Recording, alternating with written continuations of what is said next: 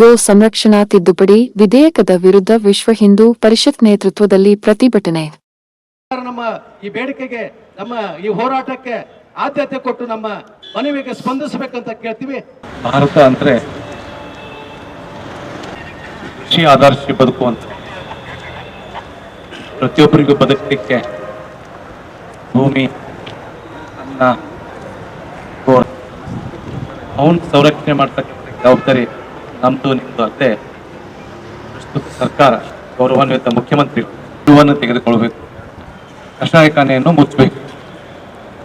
ಇಂಥ ನಿರ್ಧಾರವನ್ನು ಕರ್ನಾಟಕ ರಾಜ್ಯದಲ್ಲಿ ಯಾವ ವಿಶ್ವ ಹಿಂದೂ ಗೋವುಗಳ ಹತ್ಯೆ ಕಾನೂನನ್ನ ರಾಜ್ಯ ಜಿಲ್ಲೆಯಲ್ಲಿ ಸಹಿತ ಈ ಹೋರಾಟ ನಡೆದದ್ದು.